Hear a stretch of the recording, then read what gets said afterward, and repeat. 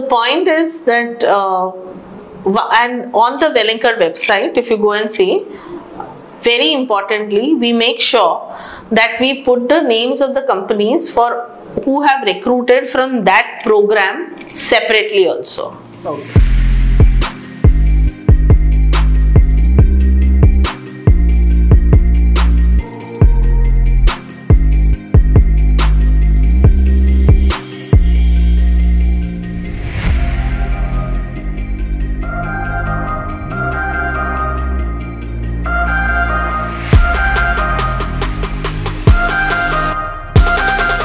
Welcome to MBA podcast. Today we are at Welingkar, which is top 3 college in Maharashtra through CET MS program, and for PGDM it is top 10 college in Maharashtra. And those who are targeting for this college, you have to perform well in the entrances, like CAT is there, ZAT is there, there is a GMAT, there is a ATMA is there for the PGDM programs. Okay, so to discuss in detail about the Welingkar college, we have a Deepa ma'am. Hello Deepa ma'am. Hello. Deepa ma'am will be guiding you with regards to the complete program of the Welingkar. But before that, ma'am, thank you for giving your valuable time for this conversation. Thank you. Thank you to the Manoeuvre team.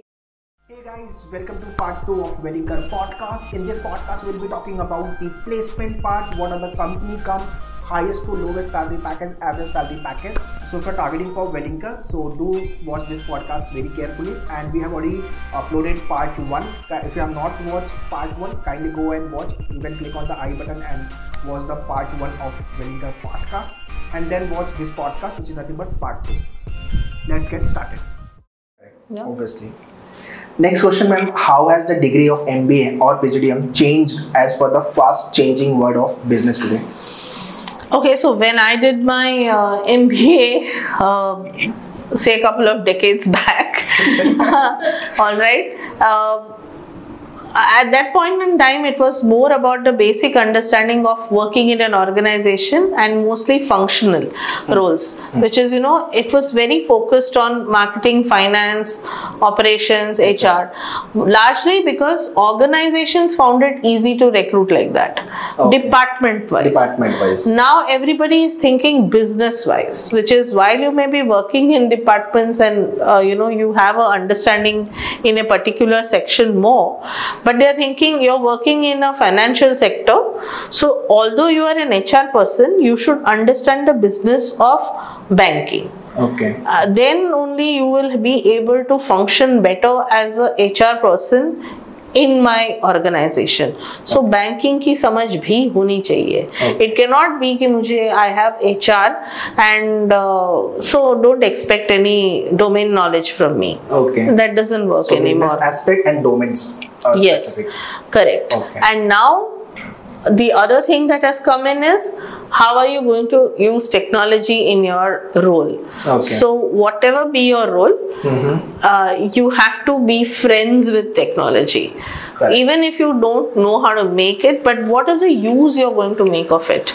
So everybody also, whether it's HR, finance, we all talk about analytics. So end of the day, there'll be a tool which will crunch the numbers or the data and give you some information. Right. But then it is your MBA education and your experience which will tell you how can you use this for your business very smartly. Right. So I would encourage students that whenever you are faced with a challenge, go to ChatGPT, put those questions and see what ChatGPT gives you.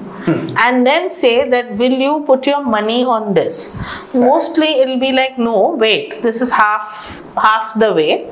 I need to now think of certain ways in which I can use this information that this tool has given me. So that's the you for which the organization is going to pay you.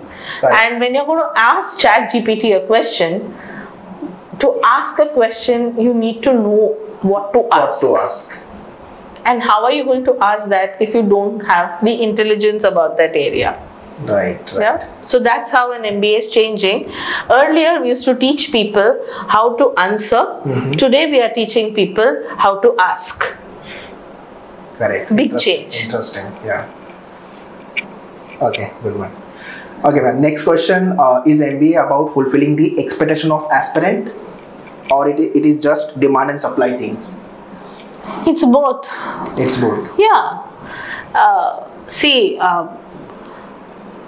of course, it fulfills aspirations of students, aspirations to work in organizations, aspirations to travel, aspiration to be known for something, aspiration to become leaders, aspiration to earn a lot of money, all of that.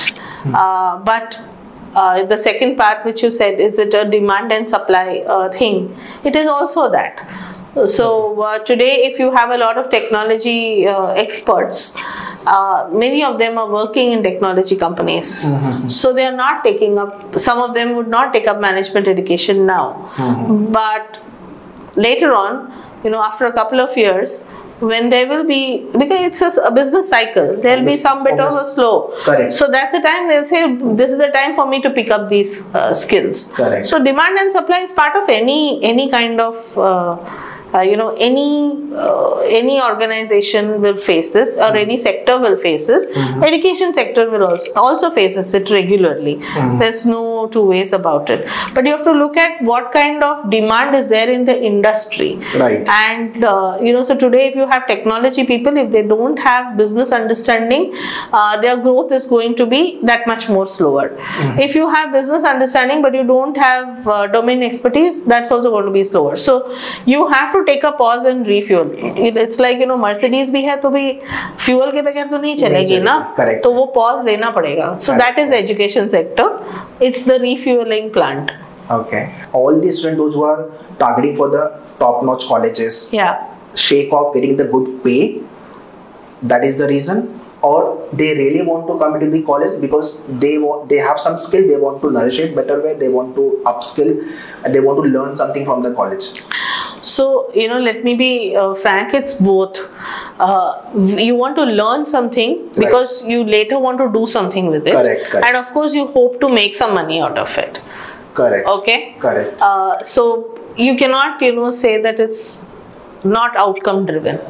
But yes, they want to learn. That's there for sure, because they are realizing that without that learning, that and knowledge, and learning to apply that knowledge, your growth is not possible. Correct. Okay, so you may find a way to earn say 15 lakhs today, but after 5 years also you may be earning the same 15 lakhs. Right. For you to move from 15 to 30, you have to upscale yourself. Yes, or you should have the capability or the knowledge that you can apply and keep growing in your... Right, you should adapt the market. Bilkul. So there are multiple ways in which you can make money, but for growth, you need that education and that capability, and you also need, I would say, an MBA school is also like a community where you develop connections and networks, and they are priceless. They are priceless. So the guy sitting next to who was sitting next to me today, if I can say, if he's the president of finance for a large company, I still call him by his first name and I say, I want this. So you have that connection which would otherwise take you multiple calls, years, and people to make it happen. Correct. So it's a community of people who are learning, and I think that education gives you the growth. They come here, they understand that this gives me the first opening, but without that education, that growth is not possible. Okay. Next is interesting question for all the aspirant. Company comes, and what is the highest, average, and lowest pay at Welingkar? Okay, so placements have opened up already this year. Last year, I think the highest package was 24-25 lakhs. Okay. And the average across programs was in the range of 12 to 12.5 lakhs. Great. Yeah, and my fees was about around 11.5, 12 kind of thing. For any courses? Yeah, for all the courses. The fees is the same. Okay. 6.5, 13 lakhs. Okay. So the year, that's for the current batch. The year before was 12 lakhs. Okay. The point is that, and on the Welingkar website, if you go and see, very importantly, we make sure that we put the names of the companies who have recruited from that program separately also. Okay. And how does placement happen at Welingkar?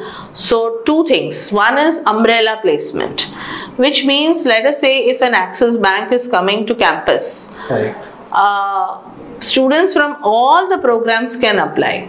As long as the company is having that profile, and they say so. There are certain set of companies or certain sectors, they don't care whether you're from PGDM or whether you're from RBA, or which is Research and Business Analytics, or from rural management or healthcare. They are looking for certain skill sets which they believe are being offered across all the programs. So that's called umbrella placement. Because why I'm saying this so emphatically is because a lot of times students think, if I take up healthcare or if I take up rural, तो मेरे पास इतने ही companies होंगे, but PGDM code लिया तो इतने सारे companies होंगे. Point ये है कि इतने हो या इतने हो, कन्वर्ट तुमको एक ही करना है. Correct. So but yes, you will get opportunities. So umbrella placement offers you opportunities, and easily 25-30 or more than that do come across programs. Then there are some companies which will come for specific program. So if it is a Viacom, they will say, I want to interview media entertainment first. Then I will look at PG marketing maybe. So they are very clear because their role is like that. There might be some company who will say, I want to come only for healthcare because वो तो बहुत ही specialized है. So they will recruit from that program only. So there both of this are there. So I think it's a very good place to be in, because you have the best of both worlds. From a placement point of view. Can you name the company which is coming to hire a candidate for the healthcare management? Okay, that's a huge list. I don't have the names at the tip of my tongue right now. Yeah, then we can give it to you. So you can ask this question and kind of just put the slide if you like.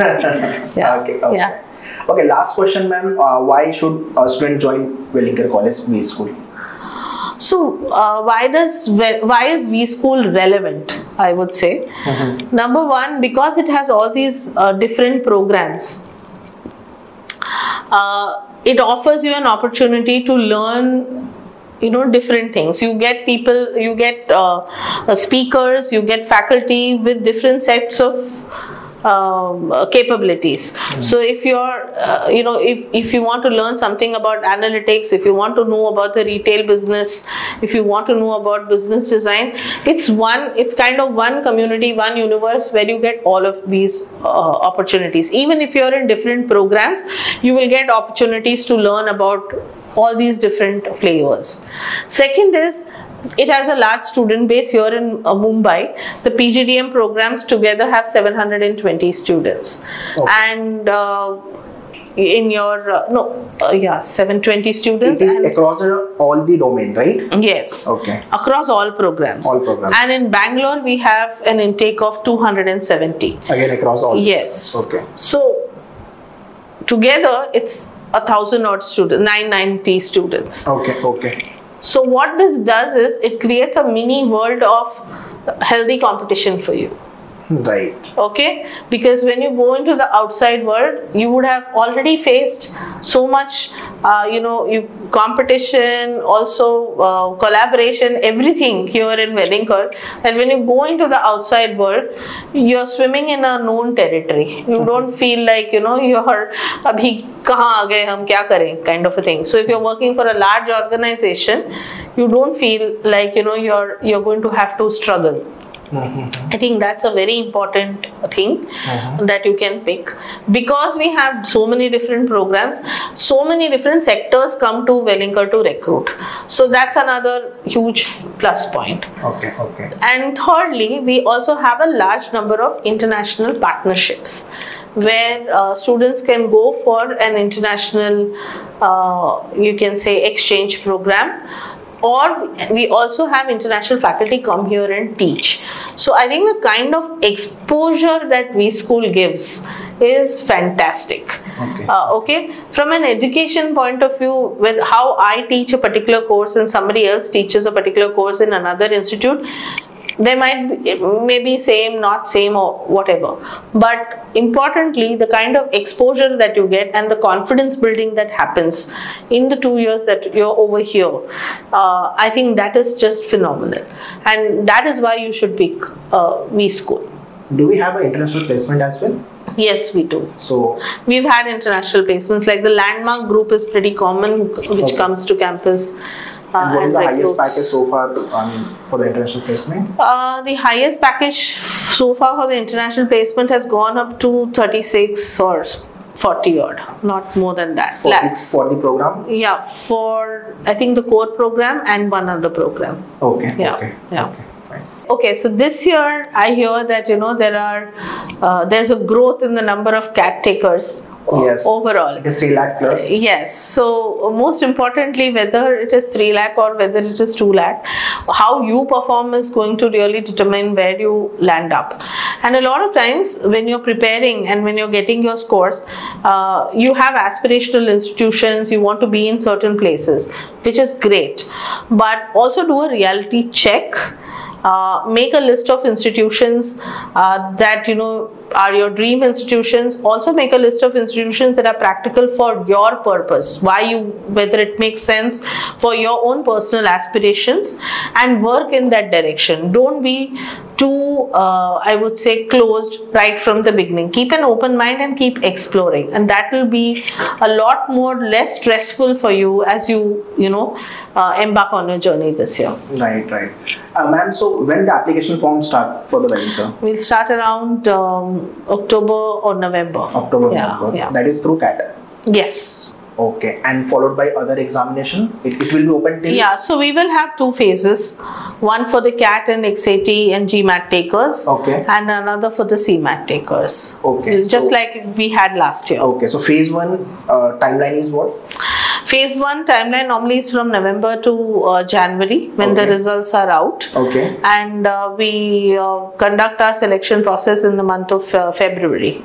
Okay, interview round and start from 5 months. Okay. Yes. And the second phase? Second phase is dependent on when CMAT decides to hold the exam. And, it depends on if it is full and there is no phase 2.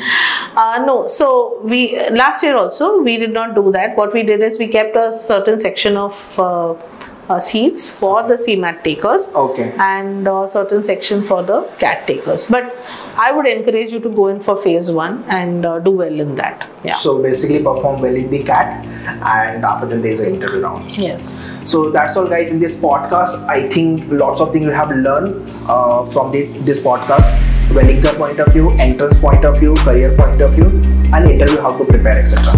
So thank you, ma'am, for sharing all this information.